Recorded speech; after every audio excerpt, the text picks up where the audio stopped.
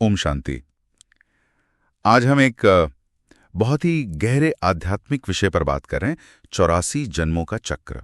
हमारे पास जो स्रोत सामग्री है वो आत्मा की यात्रा, ज्ञान की क्या भूमिका है इसमें, और हाँ, हमारे कर्म कैसे जुड़ते हैं सबसे, इस पर रोशनी डालती है।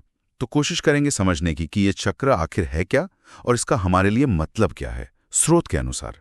स्रोत की शुरुआत ही एक बहुत दिलचस्प विचार से होती है। कहता है, मीठे बच्चे, तुम्हारी बुद्धि में अभी सारे ज्ञान का सार है, इसलिए तुम्हें चित्रों की भी दरकार नहीं। तुम बाप को याद करो और दूसरों को कराओ। यहाँ बाप मतलब स्रोत में परमात्मा के लिए इस्तेमाल हुआ है, निराकार रचयिता।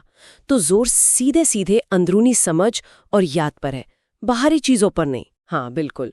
और ये स्रोत ना ज्ञान मार्ग और भक्ति मार्ग में एक बहुत साफ फर्क दिखाता है। भक्ति में तो अक्सर हम देखते हैं चित्र हैं, मूर्तियां हैं, प्रतीक हैं, ये मदद करते हैं भावनाएं जोड़ने में। लेकिन ज्ञान मार्ग, जैसा ये स्रोत बता रहा है, वो सीधे बुद्धि और समझ पर आधारित है। जैसे कोई आध्यात्मिक पढ़ाई हो, चित्र अगर है भी तो बस समझाने के लिए या कोई बात साफ करने के लिए। जैसे कि गीता का भगवान कृष्ण की देह नहीं बल्कि वो निराकार शिव परमात्मा है, बस इतना बताने भर के लिए। अच्छा, तो इसका मतलब ये हुआ कि ये जो 84 जन्मों का चक्र है, स्रोत कहता है आत्मा की 5000 साल की यात्रा ही है। हाँ, 5000 साल की। हाँ, तो उसे समझने के लिए बाहरी चित्र उतने जरूरी नहीं जितना कि अंदर का ज्ञान और परमात्मा की याद। स्रोत में एक सवाल जवाब भी है, इसी तरफ इशारा करता है शायद। सवाल है कि अंत समय में बुद्धि में कौन सा ज्ञान रहेगा। हाँ बिल्कुल। और उसका जवाब बड़ा सार वाला है। जवाब है, उस समय बुद्धि में यही रहेगा कि अभी हम जाते हैं वापस घर, मतलब अपना असली घर, जिसे मूल वतन कहा है, आत्माओं की दुनिया। फिर वहां से चक्र में आएंगे, धीरे धीरे सीढ़ी उतरेंगे, फिर बाप आएंगे चढ़ती कला में ले जाने। ये सीढ़ी उतरना ही तो है 84 जन्मों की यात्रा। सतयुग की सबसे ऊंची अवस्था, वो सूर्यवंशी अवस्था, फिर चंद्रवंशी, त्रेतायुग। हाँ, त्रेतायुग, और फिर द्वापर कलयुग में धीरे धीरे कलाएं कम होती जाती हैं। स्रोत यही कहता है कि जब ये समझ बुद्धि में पक्की बैठ जाती है ना, तो फिर चित्रों की दरकार नहीं रहती। ये दिलचस्प है। तो लक्ष्य हुआ आत्मा अभिमानी बनना, मतलब खुद को आत्मा समझना, शरीर नहीं, और अपने मूल घर को याद रखना। और ये जो पूरा 5000 साल का ड्रामा है या चक्र है, इसमें अपना पार्ट क्या है ये जानना। लेकिन यहाँ कर्मों का क्या रोल है? स्रोत में पुरुषार्थ शब्द आता है बार बार। हाँ, कर्मों का तो बहुत ही गहरा ताल्लुक है इससे। स्रोत के हिसाब से पवित्रता वो नई दुनिया, सतयुग की चाबी है, समझिए। कलियुग यानी ये जो अभी का समय है, इसे पुरुषार्थ का समय कहा गया है, मतलब अच्छे कर्म करने का समय, अपनी कमजोरियों को जीतने का प्रयास करने का समय। सतयुग में तो सहज सुख है, वहां कोशिश नहीं करनी पड़ती। इसलिए इस समय अभी श्रेष्ठ कर्म करने पर, पवित्र बनने पर और परमात्मा यानी बाप की याद में रहने पर बहुत जोर है। इसी से आत्मा में शक्ति आती है और तभी चक्र फिर से सतयुग से शुरू हो पाता है। और इसी में फिर वो रूहानी सेवा की बात भी आती है, जैसे वो रूहानी हॉस्पिटल या यूनिवर्सिटी खोलना। हाँ बिल्कुल।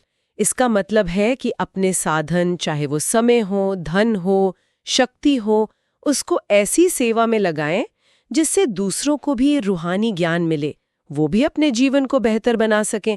ये एक तरह से महादानी बनने के लिए कहा गया है। सिर्फ अपने लिए नहीं, सबके कल्याण के लिए ज्ञान को बांटना।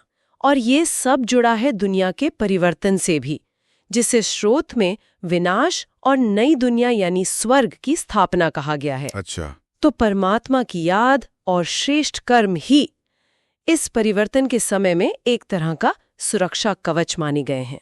स्रोत में सूक्ष्म वतन का भी जिक्र आता है, वो कहाँ है इस पूरी तस्वीर में? हाँ, सूक्ष्म वतन को एक बीच की स्टेज जैसा बताया गया है। मूल वतन जो आत्माओं का घर है, और ये साकार दुनिया इसके बीच का एक अनुभव का लोक। लेकिन वो ज्ञान या योग का कोई मुख्य सेंटर नहीं है। मेन फोकस आत्मा की अपनी स्थिति, उसकी पवित्रता और परमात्मा की याद, इसी पर रहता है। तो अगर हम इस सारी चर्चा का सार निकालना चाहें जिसे जीवन में उतारा जा सके, स्रोत में धारणा के लिए मुख्य सार दिया है, वो क्या है? जी, पहला सार है समय को सफल करना है, व्यर्थ नहीं जाने देना, खुद को आत्मा समझ, परमात्मा याद में रहना और दूसरों को भी ये रास्ता बताने की सेवा, उसमें बिजी रहना है। और दूसरा, अपनी तकदीर ऊंची बनानी है तो धनी यानी परमात्मा बाप के नाम पर सब कुछ सफल करना है, जैसे ज्ञान फैलाने के लिए रूहानी यूनिवर्सिटी वगैरह खोलना। मतलब अपने साधनों को ईश्वरीय काम में लगाना। हाँ बिल्कुल, अपने साधनों को सही दिशा देना। और श्रोत में एक वरदान भी है, ऊंचे ते ऊंचे बाप को प्रत्यक्ष करने वाले शुभ और श्रेष्ठ कर्मधारी भव। इसका क्या मतलब समझें?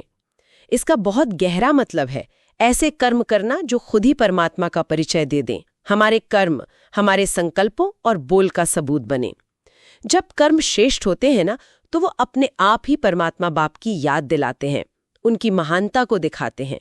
और इसमें एक इशारा ये भी है कि अंत समय में अपनी जमा की हुई जो संकल्प शक्ति है, उससे उन आत्माओं की भी सेवा करनी है जिनमें शायद हिम्मत थोड़ी कम हो। तो कुल मिला के बात हुई तो 84 जन्मों के चक्र की ये जो समझ है, ये बाहरी चीजों या चित्रों से कहीं ज्यादा गहरी है। ये आंतरिक ज्ञान और परमात्मा की याद पर टिकी है।